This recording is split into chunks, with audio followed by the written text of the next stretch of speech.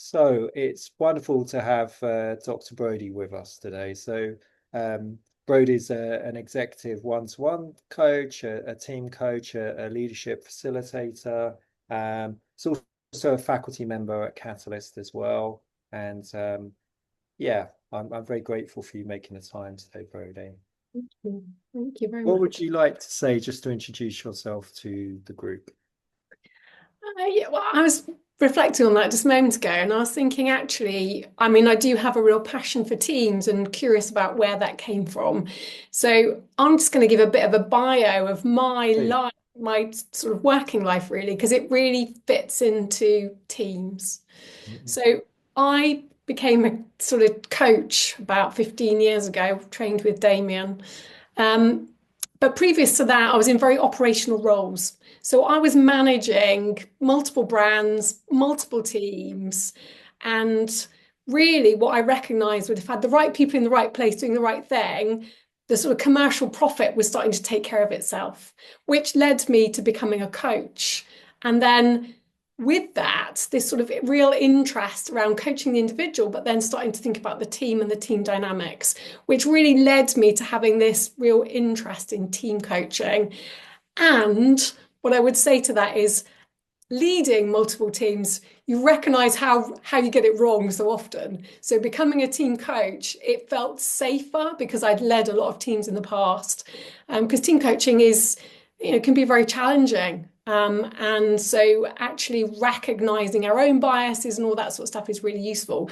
So playing it through as a leader was a great starting place. Mm. Mm. Well, I know the topic of today is developing your skills as a team coach, but hearing you just share that, I would say, team coaching isn't right for everybody because not everybody enjoys working with teams as well. So it's a lovely reflection, Brodie. Yeah, I think that's true. Sometimes I don't enjoy it too, because it can be, Oh, you kind of really, it's a real mirror sometimes. You're like, wow, okay, what's going on here? So, and in terms of, because you went on to do your doctorate, do you want to yeah. say a little bit about your doctorate? Yeah, so I decided through my learning, because I love to learn, and that I would continue education and do doctoral research into team coaching. And I really focused on mindfulness. I'm really interested in mindfulness. So actually, that sort of what does team mindfulness look like? It is a construct. It's not always heard of very much, but I really wanted to know what was the impact that team coaching could have on this. And so my research really looked at that. It's empirical research, so it's based on live events, as it were, so multiple teams and multitude team coaches that I interviewed to get this sense of what was the team like beforehand and what was the team like afterwards. And then I mapped this against team mindfulness just to see what were the benefits, or in fact what didn't work as well. So really kind of bringing a curious lens to it, which led me to creating some models that I'm going to share with you today. Yeah. Mm, wonderful. Thanks, Brodie. Just to say that we did record another session where Brodie speaks about her research. If you are interested, that's on our YouTube channel. But I just wanted to acknowledge as well, I mean, that led you to present at the Harvard conference earlier this year on your research as well, didn't it? Yeah, I did. So I've presented my research previously, and then I sort of thought, well, where else could I go? And then I submitted an abstract to present at Harvard, thinking, what have I got to lose? And actually, I was chosen to go. So yeah, back in May, I flew out to Boston to present my academic research, which is the poster sitting behind me, which was an amazing experience, but also really interesting to have other people challenge your thinking and really sort of bring in different lenses, but giving you me the opportunity to really speak from a place of actually I do know a lot about this little thing, which is basically what your doctoral research is about. But yeah, a great experience. So yeah, thank you for mentioning it. Mm. And I so, forget. yeah, well, it's important. But I also think, like you've said, your research has really informed some of, I know, what you're going to be sharing with the group. So how about we start there, Brodie, in terms of the models that you're mindful of when you're working as a team coach, and then that can lead us into a conversation about developing as a team coach as well. Yeah, lovely. Yeah, very happy to do that. So I'll share some slides. Mm-mm. I'm just going to check with Damion to make sure I'm sharing the right slides. Yep, definitely can see that. Lovely. Thank you. So I'm going to start really from this first piece, which is really where my research sat quite heavily. So my research looked at what exploring the impact team coaching has on a team's ability to be mindful. And so it identified this sort of team coaching is a catalyst that can support this, and really creating the space for teams to come together. And the research looked at what were the behaviors, what were the emotions, social interaction, and the thought processes prior to team coaching compared to after a team coaching intervention. And these are the sort of key areas, which then I've come up with the acronym of BEST. So the behavioural thing was actually there was a greater level of respect and openness between team members. Emotionally, there was more emotional maturity. And the one thing that really surprised me actually in my research was there was a greater level of compassion between team members. And team compassion comes from a place of we can't share compassion for others unless we can bring compassion to ourselves. So there's a real shift in that many team members talked about. We then looked at social, so what was the relationships like and what was the communication? And again, the sort of cues that came through were very much from a place of, well, actually, we realized we didn't know each other very well, to at the end, yeah, we really knew each other. We knew stuff about each other. And that really enabled that sort of social interaction. And then the other piece that came through with this was actually, because of these aspects, there was a greater sense that people were able to share knowledge and seek clarification around certain areas, because previously there was this sense of people working in silos where after the team coaching, majority of the time there were so a couple of teams that shared different responses, but it was a really great it was a great challenge to have that because it showed what wasn't playing through. But it really sort of breathed this level of presence, attention, and awareness that the team started to hold for itself. So this was a really powerful aspect of my research. And so from that, I then went on to sort of develop it further, going, well, what does this really mean and what can we do with it?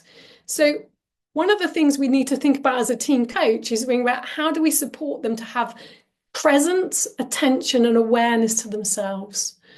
So if you work with teams already, or if you're part of a team, you may notice that there's certain things that play through. And sometimes this is showing that there isn't a presence to each other. There isn't that attention that we need to share with each other, or an awareness of what's going on. It comes from a place of I rather than we. So this led me to start thinking about, well, what does this actually mean then in terms of if I was trying to condense that down further, what would this play through? And so we've got a very simple model here of the ABC. So there's a level of team awareness.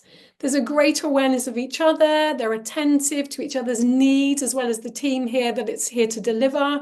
They're not caught up in the judging or blaming other members of the team.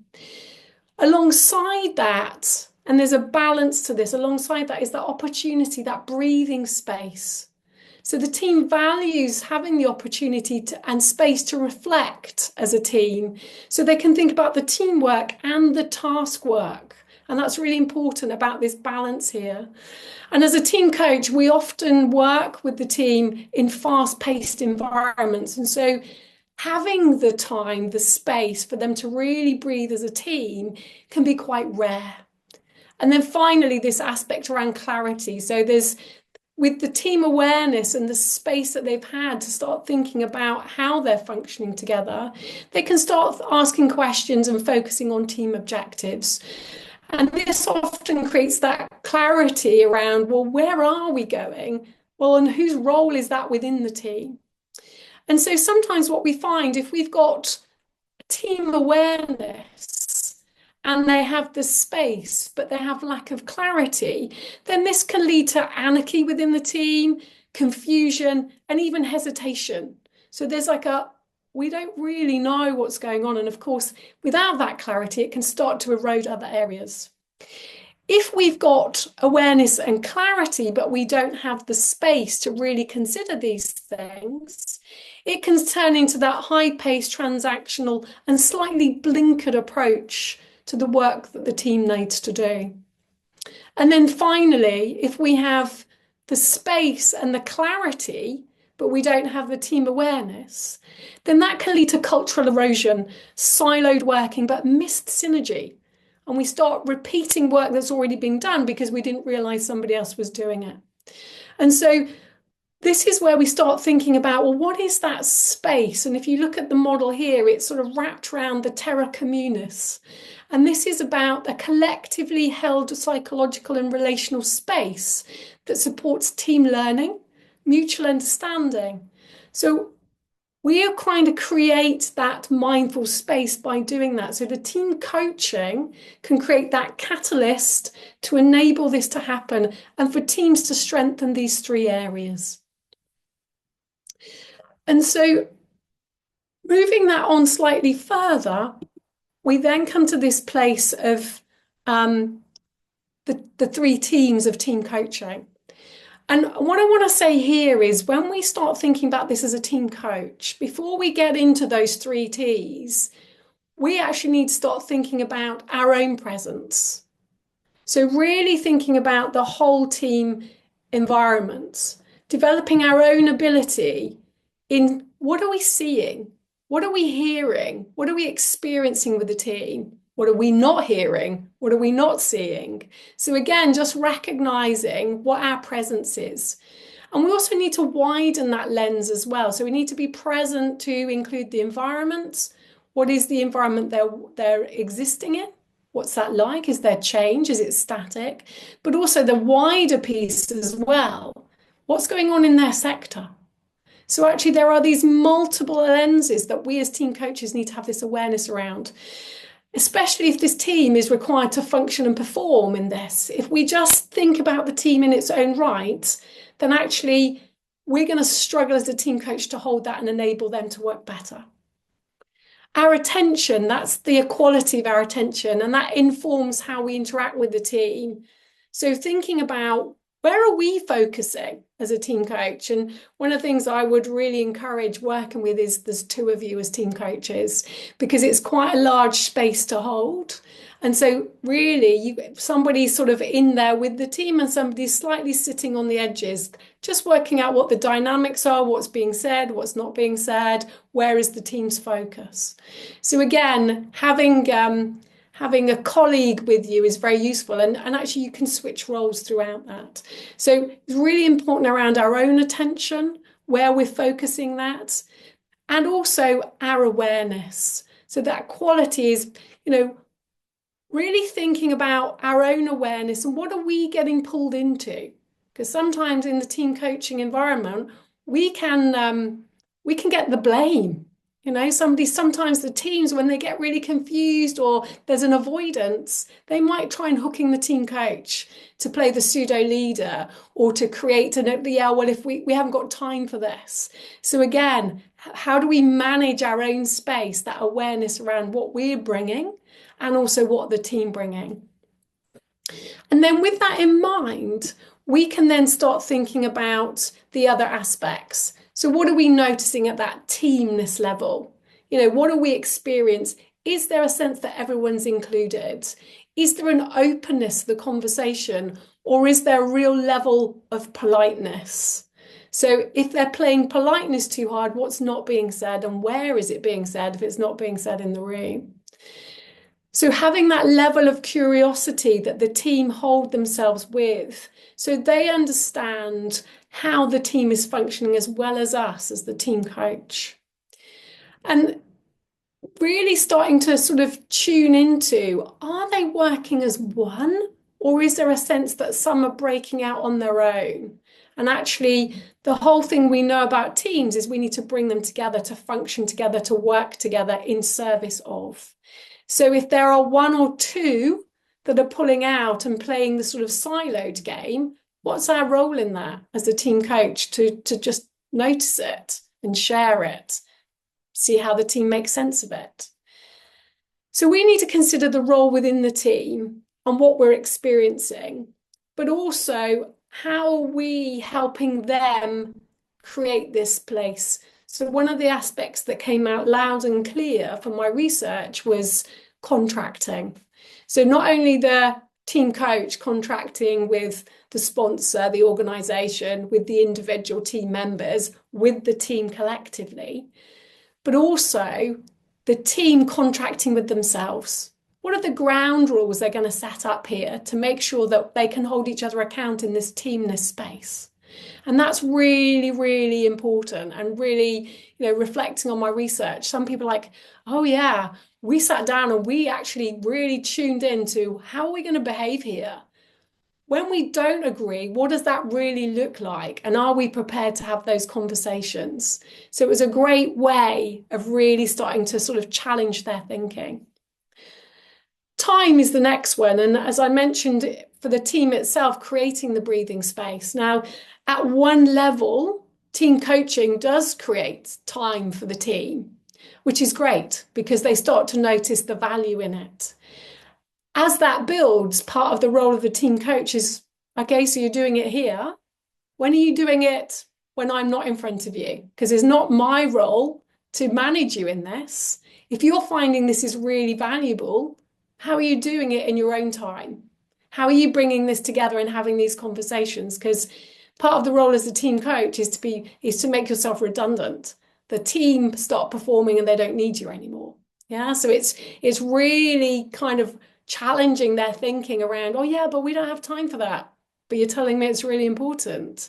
You're telling me that we can do better work together and focus much better if we have this time, and yet you're not doing it outside of team coaching. So again, there's a level here that we need to manage the relationship, build the relationship, but also hold them accountable. And the final thing is the task bit. And sometimes I think as team coaches, we can get very caught up in the behavioral aspect, and it's really important. But we also need to be focusing on how is that translating into them doing the work they need to do. So this task piece, really helping them make sense of it. So it's a contact sport, team coaching, undoubtedly. You really need to get involved in that and really challenge their thinking, but really helping them bring live examples. What are they working on now that's really important that we support them in the teamness? So they're really clear on what needs to get done. Helping them understand what is their purpose, where's their vision, what are the collective team objectives, what are the roles and responsibilities? How can we have some candid debate about that and some clarity around what that looks like? So you can sort of see that there are these multiple elements that my research has worked through. So how to build, what are the key aspects of a mindful team, the sort of 3 areas of awareness, breathing space, and clarity to strengthen as a team, but then the role of the team coach, sort of really enabling those other aspects to come to life. And throughout all of this, there's a lot of thinking about how are the team developing their own presence, attention, and awareness. And as team coaches, how are we also doing that in service of helping the team to be the best performing they can?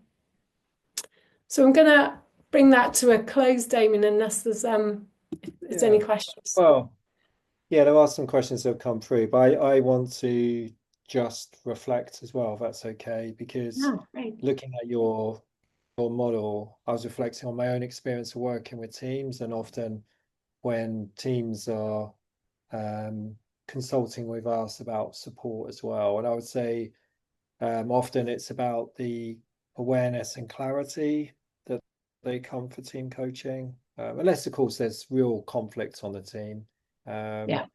But I was just, where I'm going with this is just often a challenge in team coaching about creating the breathing space for the team when they're so focused on task, when they're time poor, and then you working with a coach who, for example, is contracting around how you're going to work together, Um, so I suppose just from your experience, I was curious around what you've learned in terms of enabling the team to buy into that. And it's in brackets, I would say, especially the leader. Yeah, absolutely. And I think there are multiple ways, and the thing is with teams, they're all so different. And I think the commitment to team coaching is quite a big commitment in terms of time. So getting that up front and helping teams really understand what they will be going through. Um, I think, it's not uncommon for things to slide a little bit. We're booked in, something's happened. And again, it's just making sure that your relationship with your sponsor and your leader is really there in terms of, are you really committed to this? Because Mm. again, and I think that we almost need to not paint the dark picture, but kind of go, this is the truth. This is an effort that you need to commit. These are the outputs you can achieve.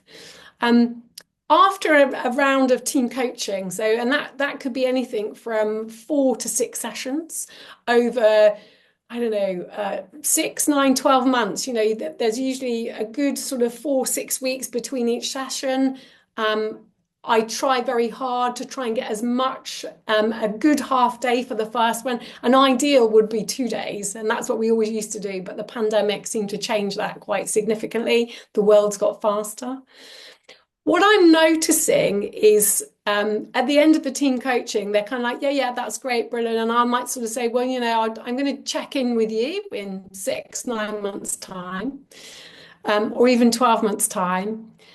And quite often, what they'll do is then kind of go, actually, what we've decided is we'd like you to come back twice a year just to kind of do the reset with us. So actually, we've done a batch of team coaching, but they like that sort of touch point to just come back and bring us back together, new team members, a project's changed, whatever it might be. There's a huge transformation in the organization, a restructure, whatever it might be. We'd really value you just to come in and get us back on track again. So yeah, Mm. once they've got it, I think it's easier, but I think it is important to be very transparent as you would be up front, to get that commitment. Mm. Because there is Well, some and again, misunderstanding. it's just Sorry, mm. Damion. Yeah. Yeah. Well, I was going to say that maybe there's also something about sometimes as team coaches, you start small in terms of they may have contracted just for an away day, but as a result of these different elements that you were bringing in, um, actually they buy then into a longer process in terms of working with a coach over a period of time. Yeah, absolutely. That definitely can happen. Yeah, if they're not quite sure, because I think the thing is, as a team coach, you know what team coaching is. Mm. There's a lot of people don't know what team coaching is, and so they think it's an away day or it's a Mm. team building or something, and there are elements, but it's not that. So actually helping them understand that is really important. And so if they don't know, they do want that sort of almost like a taster type thing, just to kind of, okay, now we get it. So yeah, I Mm. think that's a really important comment. So I'm just going to bring in some questions Yeah, from yeah. that's okay. So from Steve, we've got, I'm curious, what are the main dimensions along which change takes place in teams you've worked with? So you've sort of spoken a bit about that in terms of the models that you've shared. I don't know if there's anything else you would add, Brodie. Not really. I mean, usually it's around the relationship piece. So that was loud and clear in my research. Actually, we just didn't know each other, and so if we don't know each other, we're not that committed to each other. So that was a very important aspect of really building those social bonds, to Hmm. enable other bits to happen. Mm. Well, and shows you the value of the preliminary work the team coach does to raise and surface some of these aspects, because on the surface they may be thinking they know each other, but actually when you start to ask questions, they really don't. Question from Tracy: what happens if one or more of the team don't engage with authenticity? They say the right things, but they don't truly want this to work. So engaging in, team coaching and the process. Yeah, and I think there's a lot of upfront and usually that's asking their input. So that might be through an interview, that might be a questionnaire to really kind of get sense of commitment or lack of commitment. But in those sort of interviews, you can start teasing out, well, what's important for you? What does the team really need to do? So you start helping them feel valued as an individual. So there is quite a lot of prep work before we even start the team coaching. Yeah, sometimes you do get people in there that are not particularly committed, and so then that becomes a conversation, either with the leader or with the individual themselves, just being curious. I'm noticing this, I'm noticing whatever it might be. Not from a blame perspective, but just I'm curious, what would it take for you to engage in this a little bit more, or is it not something that's of interest? So I would sort of play that through with them individually and Mhm. collectively. Hmm. Yeah, yeah, yeah. I can see another question from Owen, but I am gonna just say that from Owen's question around what would happen if there's an impact between the leader's relationship with members of the team, and that's the challenge. That will come through usually in the diagnosis up front, where we would be contracting with the team leader about what's really required here. So the team coach doesn't become a mouthpiece really. Yeah. But Brodie, I just want to move us on because this is about developing your skills as a team coach. So just based on your experience, if you've got Hmm. people listening that are wanting to move more into this sort of sphere of coaching, what advice would you give them in terms of their development? Yeah, that's a great question. And I think if you're doing quite a lot of one-to-one coaching, I mean, it's a great starting place because obviously that's your skills. Um, I think the team aspect is looking at maybe even exploring some group work as a starting point to kind of build your skill set up, but also just looking at what opportunities there are in terms of development. So qualifications, CPD, because I think the more you kind of start understanding some other aspects of what needs to play through and holding the bigger space, um, enables you to start practicing that. So that would what I would say. Mm. Hmm. Yeah, and I think knowing you and talking from my own experience as well. Also, this is a good opportunity to get mentored by an experienced team coach as well. Yeah. Even as Brodie was saying, the opportunity, I know from my experience, to go into a team coaching session, being in the support role, is some of the best learning I ever had, working with a very experienced team coach. Um, Yeah.